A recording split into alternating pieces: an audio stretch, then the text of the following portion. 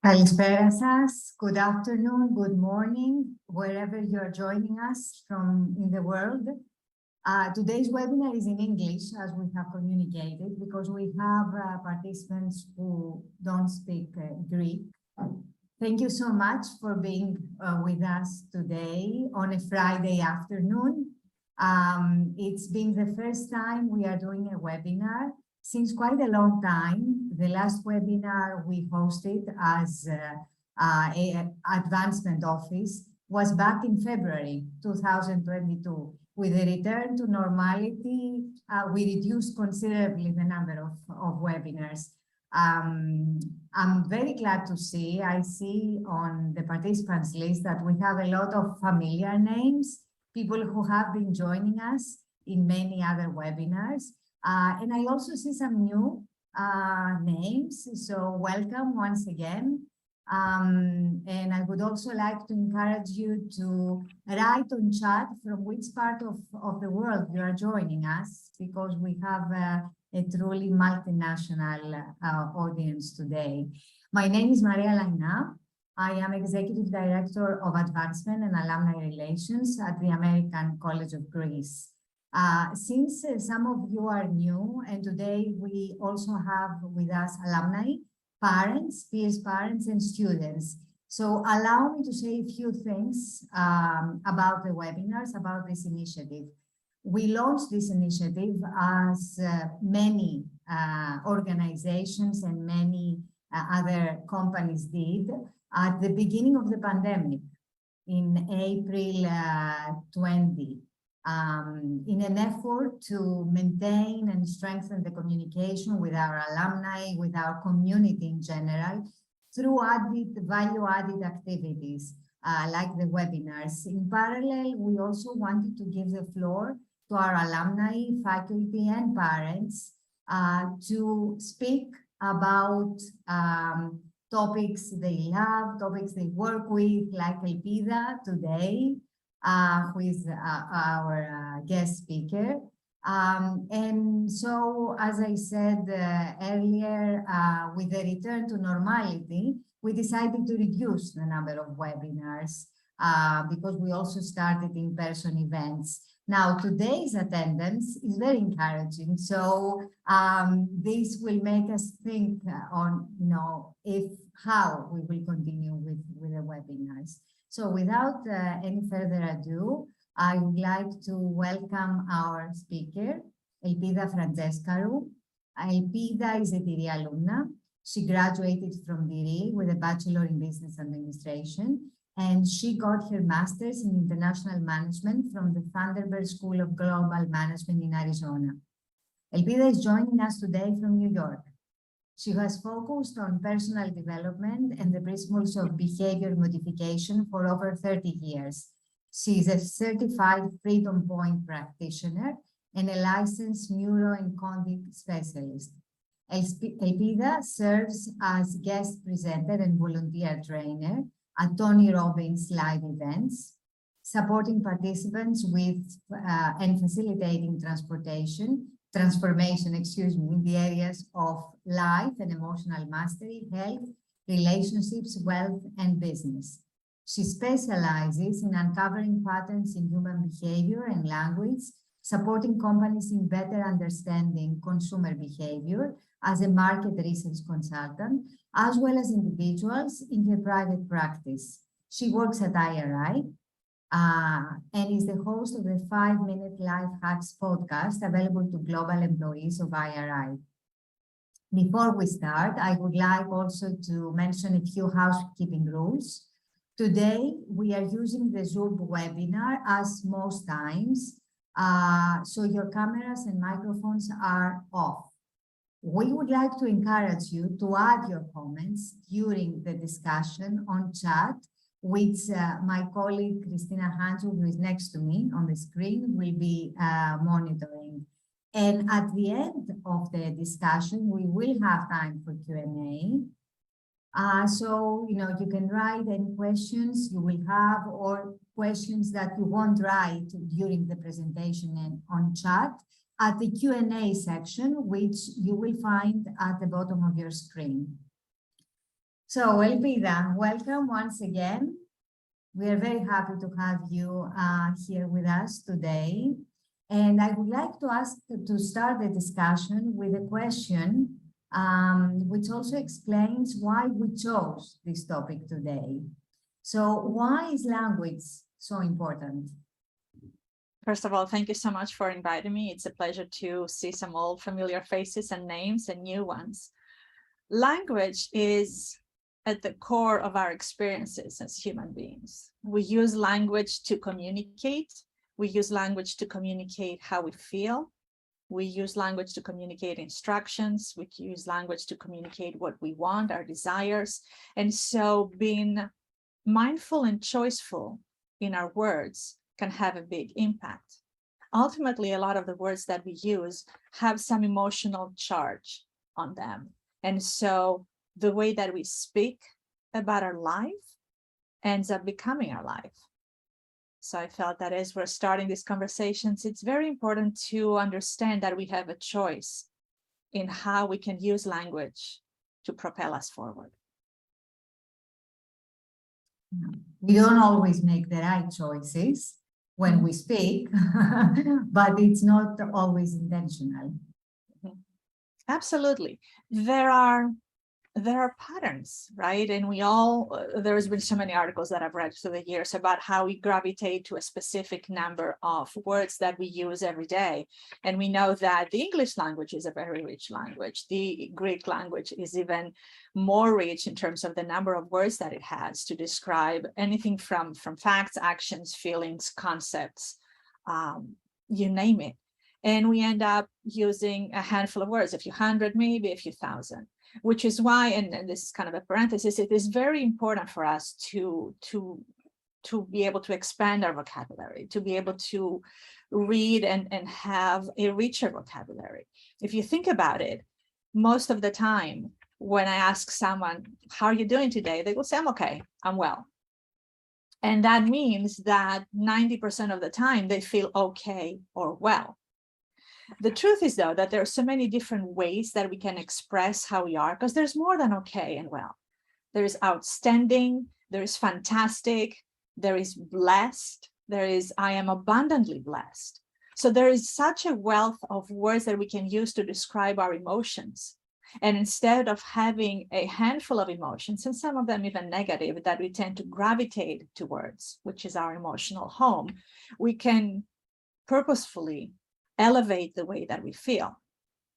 And I know that people sometimes are at a loss of words. I remember when I moved 25 years ago, I moved to Puerto Rico and I was not speaking the language.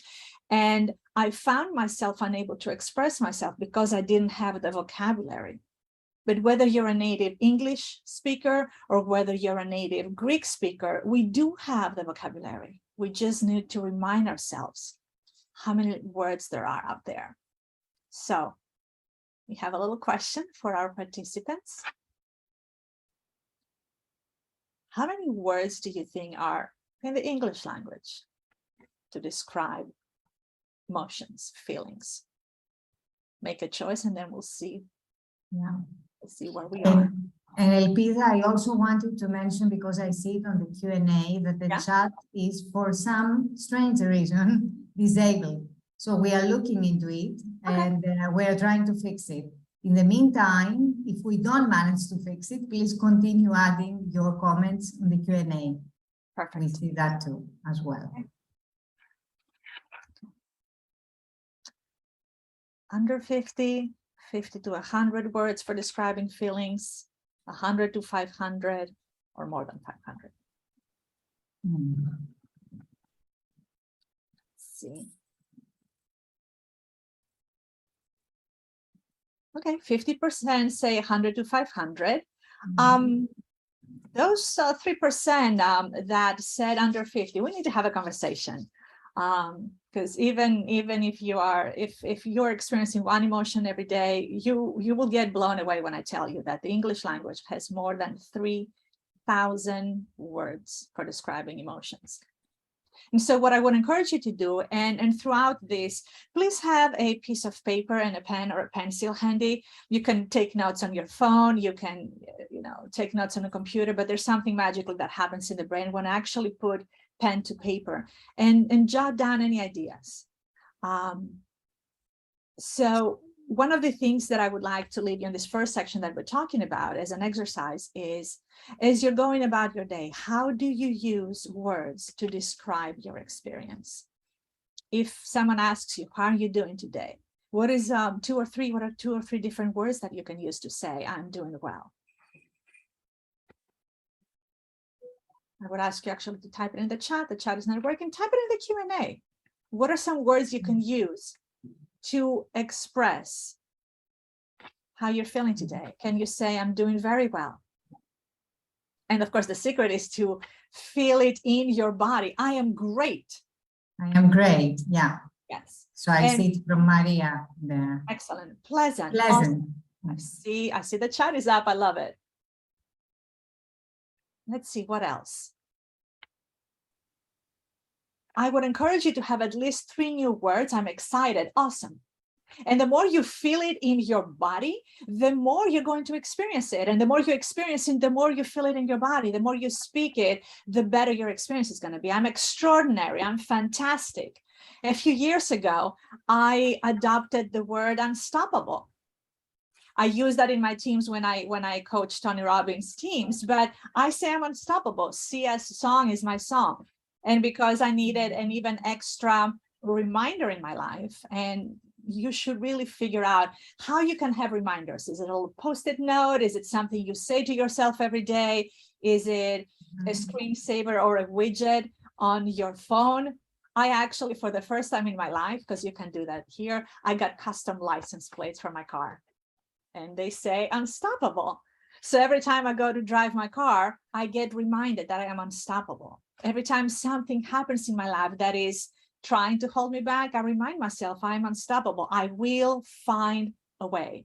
I see some amazing answers there. Feel free to steal from each other. This is a place where stealing shamelessly is absolutely encouraged. So when you're thinking about the words, again, when you're feeling something good, what is a way that you can describe it, that you can feel it even better? If you look outside, is today a good day or is it an amazing day? Is it a sunny day or is it an extraordinary day? Now you can use that concept of almost dialing up the nod or dialing down a little bit when you're thinking about negative feelings and emotions. For example, if you're feeling a little down, you can say, I'm depressed, or you can say, I'm sad, or you can say, I'm not feeling so good today. Being mindful of the words that you're using is a great start to have a great experience through life. Elpida, on chat, we have so many great words, very positive, all of them, almost. Yeah. And I also see a comment which you may want to, to touch upon from Anastasia. She says that it may be good to have so many words, but some cultures do not encourage providing specific info on someone's condition. I am not clear on what she means by someone's condition. I am talking, you can apply this first and foremost about yourself, right? How am I describing my life? How am I describing my outlook on life? When I get up every morning, I literally tell my 2 dogs, today is going to be an extraordinary day. And I say that every day. And that's how I start my day, with a belief and calling it by faith that today is going to be an extraordinary day. I don't need to tell anybody else. Even if I just say that to myself, it changes the energy that I have, even getting out of bed and starting my day. When you tell yourself going into a meeting, I am going to be successful today. I am fully prepared. I am going to wow them. You enter the room with a different energy than if you say, oh boy, here's my difficult client.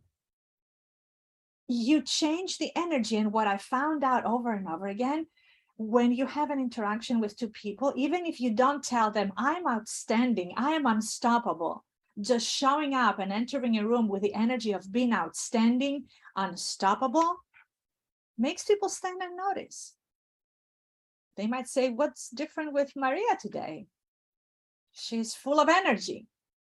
Maria doesn't need to tell us what she's telling herself. It's how you speak first and foremost to yourself, because your brain is listening. Because whatever you speak about in your life, that's what your brain looks to attract. So if I say it's going to be an outstanding and extraordinary day, my brain is trying to figure out ways to prove to me that it's an outstanding, extraordinary day. And if I say that it's an okay day, then I suddenly notice all the things that are average in my life. And we all have things that are going well, and we all have things that are kind of average, and we all have some challenges in our lives, right? And so what you choose to speak about, first and foremost, your life and how you choose to describe your emotions is very important. Again, assuming that there are no medical or other reasons why you would need to seek attention in terms of how you speak to yourself. We're not going there today. Make sense? Definitely. I just want to read one word, which is a bit different than the rest, but I find it very nice. Nostalgic, from Paraskevi, who is joining Nostalgic of the college. To also mention, our school. She's joining us for the first time. Welcome. So thank you, Paraskevi. Welcome. So we're kind of transitioning to the second theme of today and about language, and it's what are we focusing on? And very often when we're describing what we want and what we think we're focusing on, we use negative words. We say, I don't want to get fired. I don't want my boyfriend to leave me. I don't want to get sick. I don't want to be late. And the beautiful thing about the brain is it does not recognize the negative. All it hears is getting fired, sick, late. And instead, I would encourage you to describe what you want or what you are aiming for in positive terms. Let's do this exercise. And I know Maria and Christina have promised that they're going to play along. And I do encourage you, you guys are off camera, no one is going to see you. Do play along. Let's say on your left hand, you have what you don't want, which is you think you know what you want, but it's actually phrased in a negative way. It could be that you're afraid of being sick, you're afraid of the pandemic, you're afraid of the economic situation, you're afraid of the winter coming, you're afraid for the health of a loved one, and you're thinking, I don't want to get sick. Let's say, I know my mom is most likely coming to visit me in the holidays, and I know I want to be healthy when she gets here because she's in her late 80s, and I want to make sure that I'm healthy. So I don't want to get sick. I don't want to expose myself. And already, I don't know about you guys when you're thinking about what you don't want, but I'm feeling a pressure in my chest. I'm feeling that everything that I say I do not want, because I think I'm very clear on where I want to go in my health, is actually things that I'm experiencing almost. I'm experiencing what it would feel like to be sick, to not have energy. And so let's make sure we have that somewhere here on the right, and then on your left, and then on your right hand, try to phrase what you want in positive terms. So in my case, it would be, I want to feel healthy. I want to be healthy. I want to support my body to have a ton of energy every day so that when my mom comes, I'll have the time and the energy to take her around New York City and maybe go a little bit upstate. And I have 2 dogs, one of which is a 2.5-year-old border collie. So he has a lot of energy. And I want to have all the energy in the world to be able to go out and jog with him and do dog agility that we do with him. And I'm not even faking. Like right now, I feel so good because I get paid a picture in my mind of what that would look like. So positive on your right hand, put it out to your right. Negative on your left hand, put it out to your left. Look to your left and look at everything that you don't want. Everything you don't want. First of all, some of you you're probably feeling the left hand being a little bit heavier and going down. When you're looking at everything that you don't want, when your head is turned to your left, can you look at what's on the hand that's in the right? You can't. No. True. Because you're either focusing on one thing or you're focusing on something that is diametrically opposite. Bring your hands down. Where focus goes, where our mind directs the focus, energy flows. And that's something I learned a few years ago when I learned to ride a motorcycle and I got my first motorcycle. We learned early on that if you want to turn, you better look where you're going. And I had the opportunity to have hopefully not a very difficult lesson on what happens when you don't. My motorcycle comes, I come out of the garage of our condominium and I want to make a left. And there's this guy that I know from the neighborhood walking down the sidewalk across the street, and somehow I'm fixated on him. And no one died, no one got hurt, but as I'm getting ready to turn and I'm giving it some gas, I find myself unable to move away from him and I go straight at him, gunning. I end up getting up on the sidewalk across the street. There's a patch of green. Instincts kicked in. I let go of the gas and I dropped my motorcycle.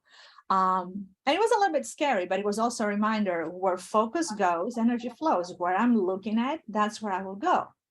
Fast forward a few months, I participate in a charity ride, which means hundreds of motorcycles.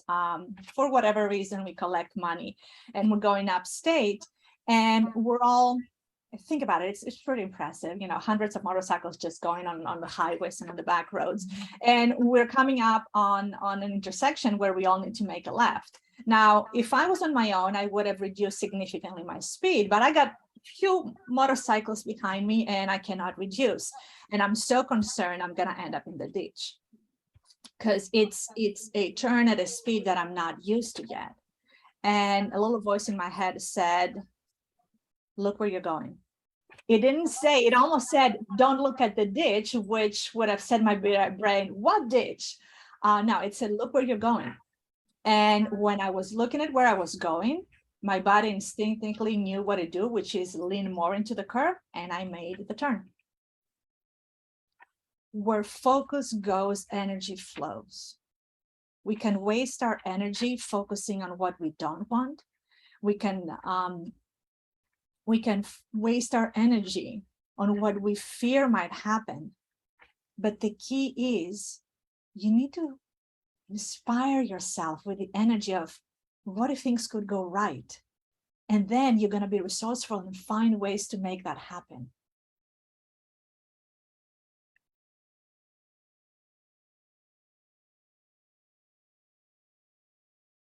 Maria, you're muted. I don't know if Yeah, I was on mute. So that's the most popular word. It has been very popular and it continues to some extent. So yes, words have great power. And also I think if you change the way you look at things, the things you look at change. This is not something I said. This was a famous author, Wayne Dyer, who said that. But I think it's so true. It's very true. Absolutely. Absolutely. I mean, this has so many applications in our lives. And a lot of people say, you know, what is the difference between fear and faith? Because this is always forward looking. Like, I mean, you can talk about how you look at things that have happened and how you can give them a more empowering meaning. But right now we're talking about going forward, right? What do I want? What do I desire? What do I want to accomplish? And fear and faith are the same thing. You're looking at scenarios in your life that have not happened yet, things that have not transpired. And if we all believe and truly embrace the fact that we have a choice in everything we do in life, especially in programming our brain and the words that we use and the language that we use, why would I choose to focus on a scenario that is unfortunate and not truly believe in the best possible outcome? Yeah. Elpida, one question on chat from Frisa Karakoida. Is there a link with the NLP principles that, you know, we can share? The I'll participants have to or think about it. There are so many people teaching NLP and giving certifications. The neuroencoding that you mentioned is based on NLP principles. Tony Robbins does a lot of NLP principles, and I've completed another course in strategic brain with NLP principles. There's a couple of books that I could send you afterwards to send to Chris or other participants. we will send a follow-up email. So any additional information or anything else that you have in mind and we could share, let us know, and we will send you additional information. And for those that may not know, NLP is neuro-linguistic programming. It's really the study of how we can program our brain using language to be happy, to be successful, to be resourceful. Another example that I wanted to give you that I remember this morning about what we focus on and how the brain does not realize negatives. And I'm sure you'll see parallels in your life. I've been training in dog agility with dogs for almost 20 years now. And what we do essentially is we train the dog to take a sequence of obstacles in a course in a particular order. Dog is off leash, the obstacles are numbered. We're the ones who know how to read the numbers, but we're supposed to use our body language and verbal cues to guide the dog. One of the obstacles that most dogs love is the tunnel. It almost acts like an accelerator because they go through it very fast and they come out of it even faster. And as you progress in your training, the challenge is to teach the dog to look at you for guidance and not just take any obstacle they want. So I'm with a friend of mine, and a tunnel is an option for the dog to take. It was not what the owner wanted. And then she's guiding the dog and she sees the dog is going to go for the tunnel. She says, "Not the tunnel."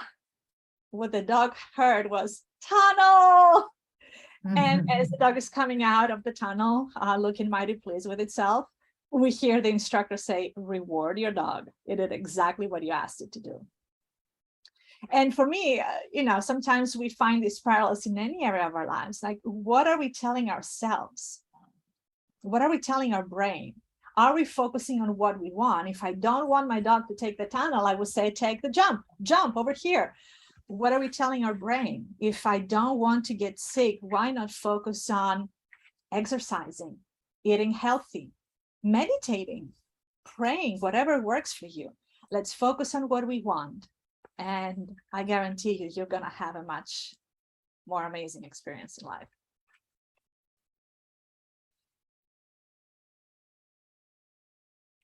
As we're talking about positive or negatives, one of the areas where it has a lot of applications is how we talk about ourselves, with ourselves, the labels we put on ourselves. And one of the things that I found to be true over and over is that most people have always a fear of, I'm not enough. I'm not smart enough. I'm not successful enough. I'm not educated enough. I'm not thin enough. I'm not pretty enough. I don't have the right connections. I don't have the right experience. Labels can be something that we can use to our advantage once we are consciously aware of what we're saying. Most people who have at least some experience with the US, that might be, you probably have heard of Joel Osteen. Even if you don't, he's a pastor at a mega church. Whatever you think of him, I found his messages oftentimes resonate a lot. He wrote an entire book called The Power of I Am. What comes out of or after I am, when we talk about ourselves, even before we start talking with other people, is very powerful. And in that book, he describes a story of his sister. When her son was a young boy, she would always tuck him to sleep and tell him, "You are powerful. You have superpowers. You are smart. You're successful. You have an amazing life ahead of you." Tell him good night, kiss him, turn the lights off, and go downstairs. And one day she was running late, so she just put him to bed, turned the light off, went downstairs. And she says a few minutes later, she hears a little voice from the top of the stairs. "Mommy, mommy." She's like, "What's wrong?" He says, "You forgot to tell me who I am."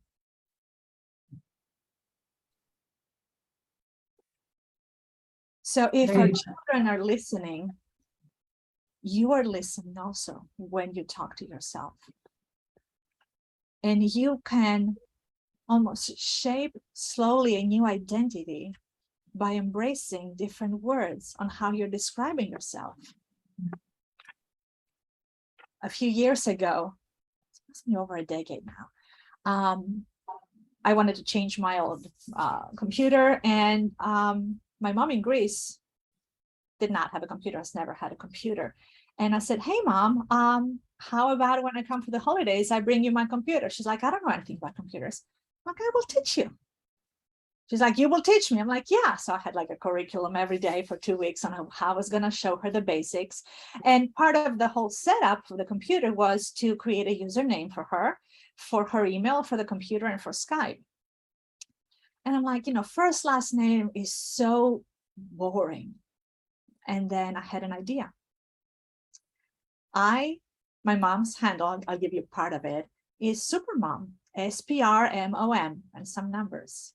I was so proud of myself. So I go there and I'm like, my mom, your email is this one. I showed her. She's like, Supermom? I'm like, yeah. I didn't make a big deal, but I could see that slowly change her identity in terms of who she was and how she was going to tackle technology. These days, my mom is telling me what the weather is like because she checked it online, watches her favorite TV series, the news online, sends emails, gets on Skype. And she actually loves telling people when she goes to the bank, yeah, my email is Supermom. So identity and I am is very important. Yeah, and this is such a powerful example you gave, especially for people who are older and who have, abandoned life to an extent, and they are not active anymore because they believe that they cannot do things, and they convince themselves that this is who they are.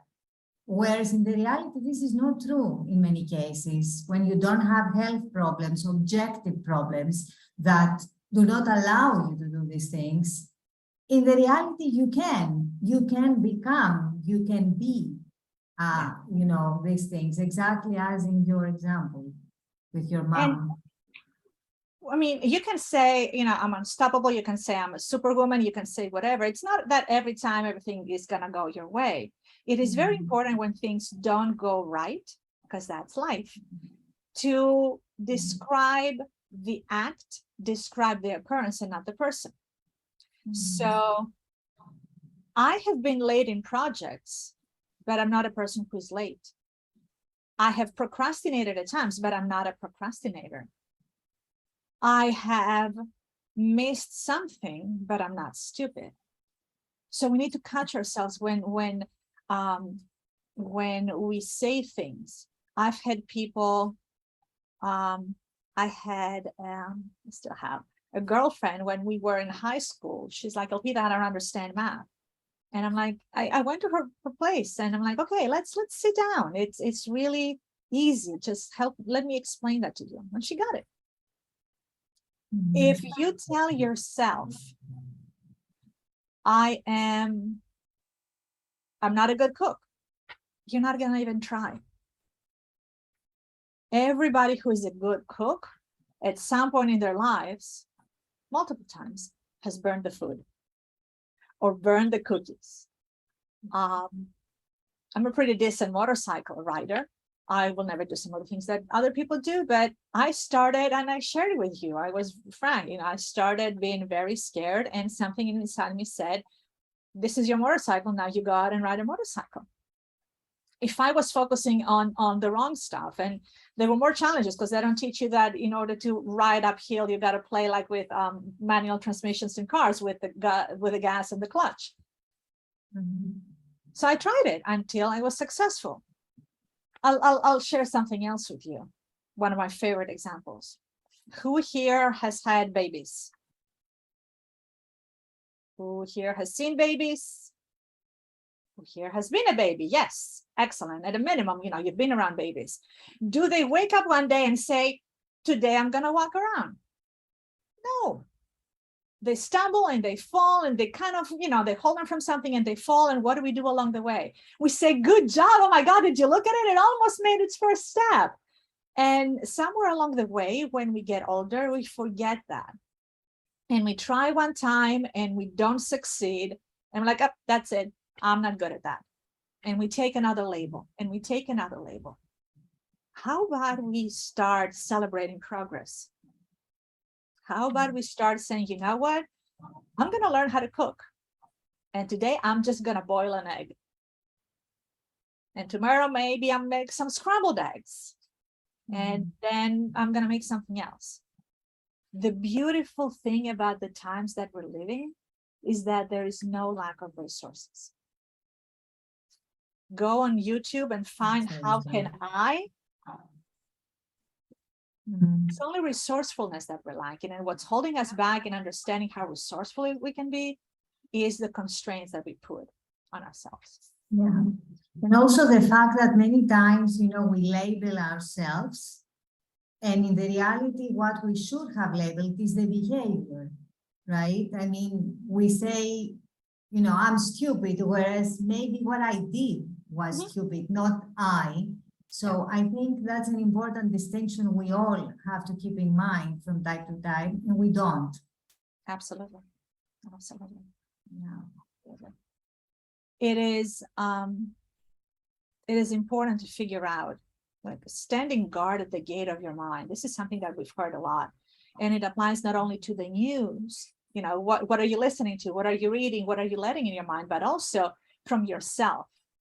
How are you talking about yourself? And if you build yourself up, then you create the expectation that you're going to step up and do it. And another component that we don't always talk about is compassion and grace. Just be kind when you're trying, because again, like babies take forever to take the first step and the second. The next thing you know, in 10, 15, 20 years, that baby might be a marathon runner. We forget when we are accomplished, when we have a job, that suddenly you try to learn to play the guitar and you're like, are you kidding me? I'll never be able to play like Carlos Santana. Well, Carlos Santana did not turn to be Carlos Santana overnight, right? I hope people know who Carlos Santana is. Or I'm dating myself. But that's very important. And it is also important as we are aware of what labels can do for us. The example that I gave you with my mother and with Joel Osteen's sister and her baby, how are we talking about other people? And compassion factors in. How are we talking about other people? If you have an employee that is not working out, don't label them stupid. And I've had people in my work who say, that person is useless. No, they're not. Maybe they're not delivering what you're delivering. But speak kindness into people. When you build people up, they will surprise you at how they rise to that level. So labeling not only ourselves, but others is very important. And that comes oftentimes from a place of, again, compassion and understanding. I think that the last 2.5 years have taught all of us that we're all carrying a cross and we all put up a bright face when we face the world, but everybody's dealing with something. And if we face each other with kindness, with compassion, giving, going above and beyond, we make this world a better place.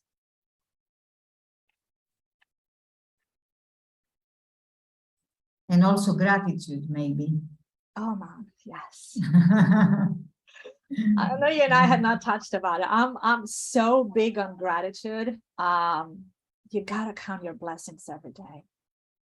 You gotta figure out, and whether it's the same, like I express my gratitude when I jog with my dogs in the morning, when I take them out for half an hour in the afternoon. I have a journal where I write my gratitude every day. You can never overdo gratitude. And a few years ago, I was part of a book club that was about gratitude. And one of the things that we did that I liked is every morning we would write down 10 reasons for which we're grateful and why. And the why takes it out of the road of, I'm grateful for my mother and my father and my sister and my niece and my nephew and my aunt and this and this. And okay, why? Pause a moment, because the why is what helps you really experience it in your heart.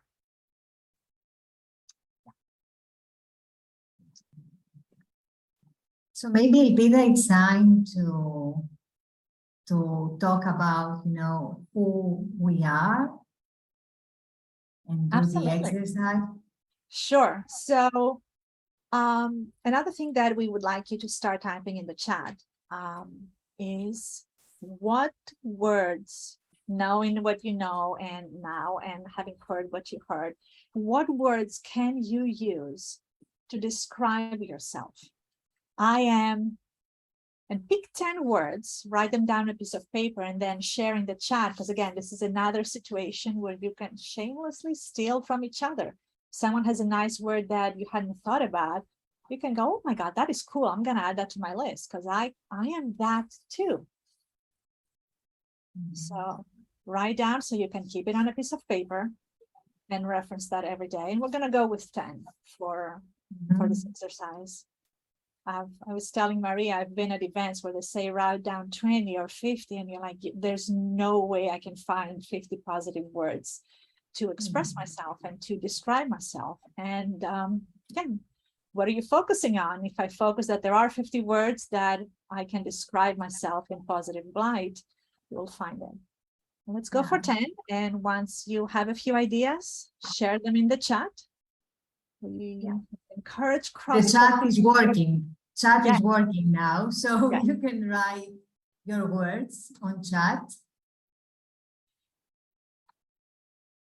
Well, until we see any answers, Elpida, I just want to read one question that I see here, which is somewhat relevant. So the question is, what if you are good in many things and you may not find where you should focus? It's a combination. It has to do with the previous section as well, but it has to do with the I am as well, on a professional level, not on a personal level, on a professional level. Paraskivi, and I see the clarification that you mean professionally. I would say that in any area of our lives, and I've come across that so many times because I'm like a butterfly. I've tried this and I've tried that and I've tried the other. At some point, as adults, we need to make a choice. And it's not the choice that you say, if I make that choice, I'm going to be stuck with it for the rest of my life.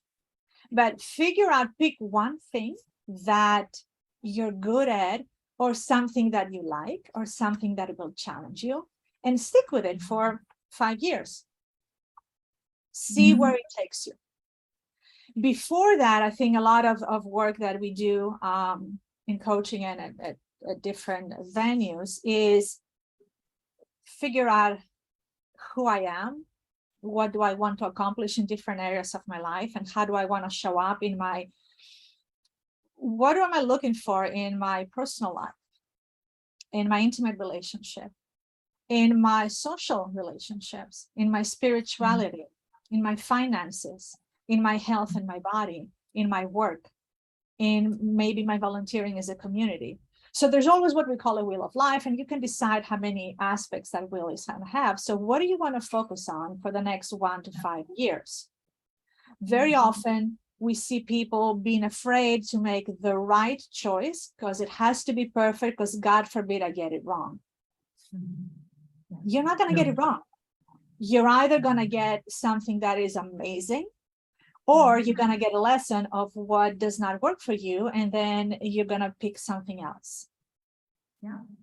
So, Elpida, the words are coming, so I'm going to read them to all of us. So, from Manoli, capable, focused, inspired, loved, well-spoken, happy, fluent, determined, educated, professional. Great words. Very powerful. From Fremi, agile, adaptable, self-motivated. Less than 10, but a very good start.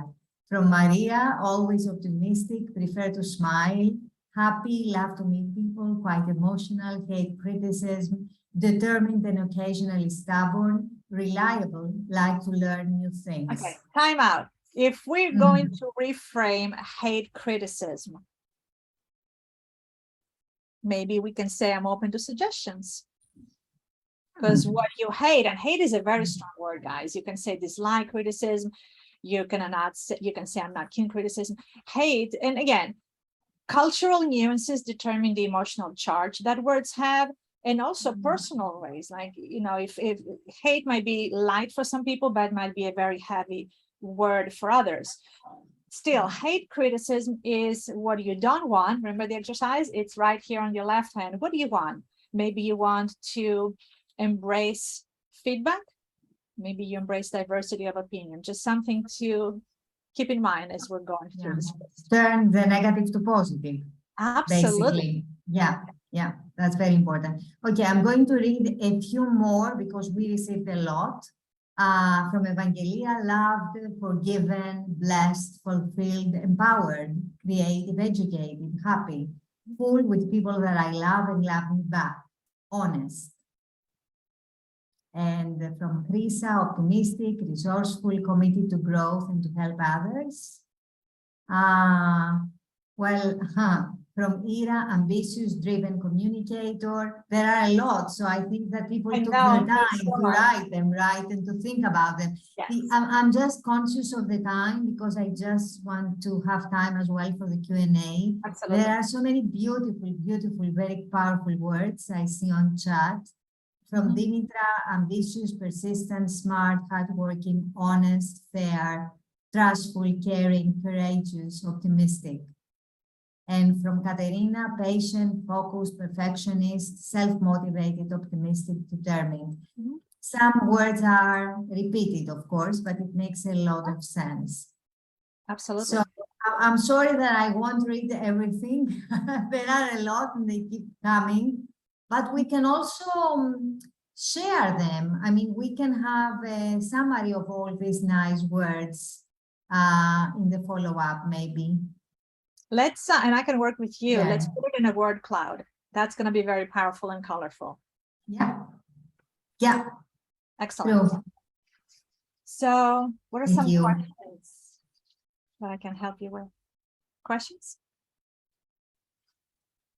So maybe before, okay, as we are waiting for the questions, I wanted to ask you as well on the labels, right? So we talked about, you know, the labels we put on us as well, but what about the label we use to describe other people, which in turn they sort of, at least in my mind, they tend to characterize our relationship with the other people as well, right? Because if I say, you know, this person is negative, is boring, is ambitious, but, you know, in a negative sense, it's too much, and I use these labels, right? What about these labels we use for other people? I start with the premise that no one is perfect. There are some people that we get along better with others, and there are some people that we have to get along because of where we are. Those could be family members, those could be people we work with together at work, those we volunteer together. There's all kinds of personalities. And frankly, if we only hang out with people that we get along, we don't learn and grow, because the growth is coming not only by running into people that irritate us, but by the learning and what is it inside me that rubs me the wrong way. I start with a premise that there is goodness and gifts in everybody. There is goodness and gifts in everybody. And I often apply something that one of my life coaches told me years ago when I was starting to put myself out there and date again. And after date one, it was like, he's not good, he's not good, he's not good. He's like, Elpida, try to find 3 things that you can appreciate about that person, even though you may never see them again. Try to find 3 things that you can appreciate about someone who rubs you the wrong way, about a coworker that may be abrupt. And in today's age where we really know a little bit more about each other beyond the title and the job description, there has to be at least 3 things that you can find and appreciate about anybody you come in contact with. I use that a lot. One of the things that I do as a volunteer, I'm on the board of my condominium. I'm the president of the board, and I've been doing that for a long time. Anybody who's ever done that knows that it's not a popularity position. And there have been people who, for whatever reason, have been unhappy. And the instinct is when someone is almost coming at you to fight back. And I have asked myself, what are 3 things that I can appreciate about that person? I can appreciate that she's a loving mother. I can appreciate that she has 2 dogs like I do that she loves. I can appreciate her style, her clothes. When you find things that you can appreciate about someone, we said where focus goes, energy flows. Your energy of how you show up in your interaction with the other person changes.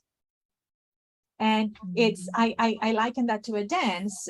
Let's say you're doing the tango with the other person and you're both intense and he's doing the tango and you're doing the tango.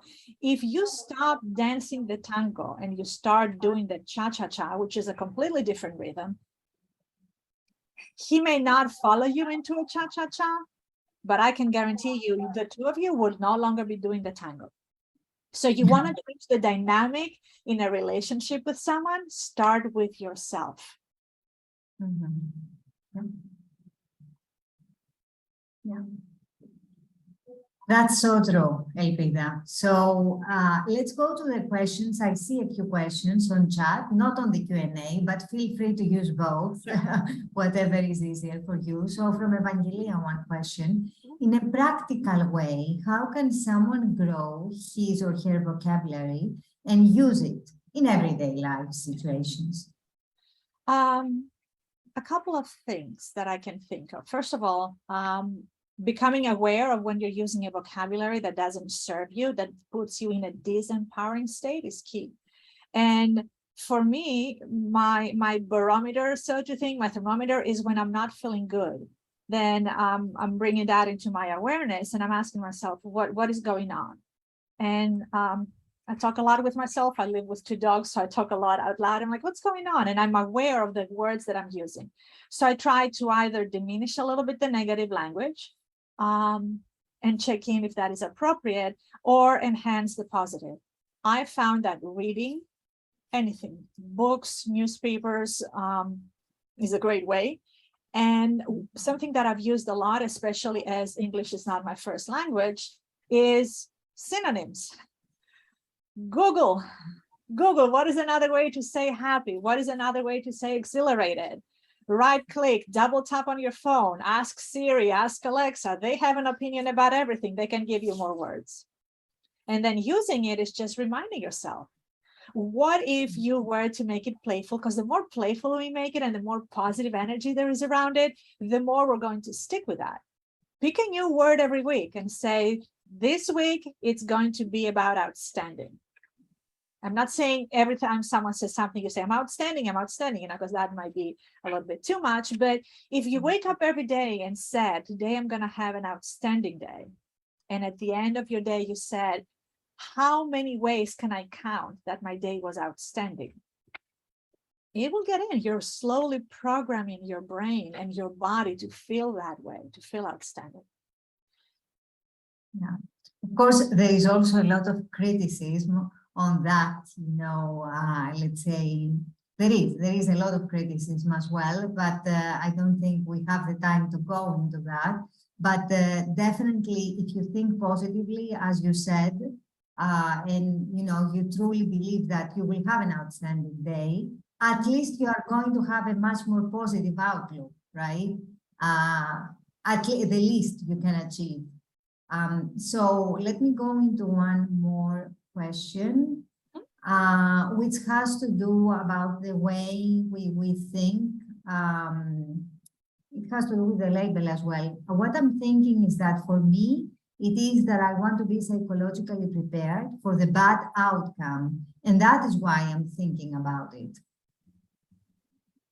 That is interesting. Yes. So I'm not saying go through life with your head in the clouds and we're in la la land and we're dancing around, like, you know, there's times when we need to get down to business, but you're coming at that from a point of being hopeful for the best possible outcome, and the knowledge, the certainty that you have the resources you need, and if you don't, you go about finding them. There's a difference between thinking about the worst, expecting the worst, and being paralyzed by that fear. I would rather focus on what is the best possible outcome, and also have the mindset of how can I mitigate risk? Because everything in life, you know, what if I get sick? I'm not saying that if I get sick or if I get laid off from work, I'm suddenly going to be out in the street. But you don't go around attracting it. You don't go around life with the fear of, what if I lose my job? You start your financial planning, which is why we talked about the wheel of life. And the finances, you can say, this is where I want to be in 5, 10, 50 years. And what I want to be at any point in time, I'm keeping a tab on what's going on in the economy. I want to have 6 months of income set aside, or I want to have another year's worth of income, and I make a plan of how I'm going to get to have that little nest egg. But I don't go through my day, and definitely I don't show up at work with the fear every day of, God, what if I get fired? What am I going to do? I make sure that I have an updated resume. I make a plan. It says, make sure your resume is updated. I do my networking. But my feeling and belief about myself is that I'm unstoppable. Could I get fired where I am? Could be. But I add so much value every day, they cannot afford to lose me. Because every time I show up is, how can I add more value? How can I connect people? How can I delight our clients? How can I make my manager's job easier? I do have a backup plan. I just don't go, around thinking, okay, if he fires me today, what's going to happen? A lot of it has to do with energy and mindset. I'm not saying be blind to all possible outcomes. I'm just saying don't put energy behind them. Yeah. So on the labels, again, because I think this is so important, sometimes I think people tend to, or we tend to change the label, the I am label, the personal label, depending on the situation or the environment we are in. What do you think about that? I mean, there is a tendency for sure to do that sometimes. There is a tendency, and it could mean that your positive label is not strong enough. So you need to tap into that and remind yourself, if it's a business environment and you are with a new client or with a new donor or doing a new webinar, and it's just remind yourself, I've done this in the past, I can do it again. Is that the context you were thinking about? Because labels also have to do with identities and different ways that we show up in different areas of our lives. We all have multiple personalities inside, although we don't really talk about that, right? I am a daughter, and I show up differently in my relationship with my mom that I show up in my relationship with my 18-year-old niece. I have different conversations, my tone is different, my energy is different. I show up differently at work. There's different areas of my personality and different I ams that I show up. I don't go to work saying, I am bubbly today, because that's not the environment that I am. I show up different on a date. If I go on a date, I try to be more feminine. I try to be more playful. I cannot be feminine and playful at work. I mean, I could, but it would be the wrong energy, it would be the wrong label, it would be the wrong identity. So understanding that I am doesn't have one answer, it has multiple answers. If you are a parent, there's a different energy and a different I am that you bring as you are raising your children than you bring in your relationship with your partner or your spouse. I think the topic of language is so important. It is so important to use language in a mindful way, in a constructive way, for sure. And I think that the hour that we had today to cover all this was not enough, but being respectful of the time. And I don't see also other questions. Let me check on chat. Okay. Thank you very much for that. You give me a very good segue. I see a very positive comment from Manolis regarding the webinars, that we should continue doing them. Thank you very much. And thank you all very much for attending today. At the end of the webinar, as soon as the webinar closes, you are going to receive a link. The link will pop up so that you can answer a few short questions. And your answers are very important for us to, to improve what we do, to have relevant topics, useful content. This is so important. There is so much clutter. So it's easy to go the wrong way. So thank you very much. We are also going to send you a follow-up email with additional information, especially for the people who have who attended for the first time and are not familiar with what we do, the different tools that we have. I saw a lot of, sorry, not a lot, a few people who joined from the US. And I would like to say that we have a US alumni chapter. Elpida is actually one of the members. And the team is organizing an informal alumni gathering in New York on November 12. If you haven't received the information, send us an email as a reply to the email we are going to send to all of you, and we will provide additional information so that you can also meet in person. We don't have to meet only virtually.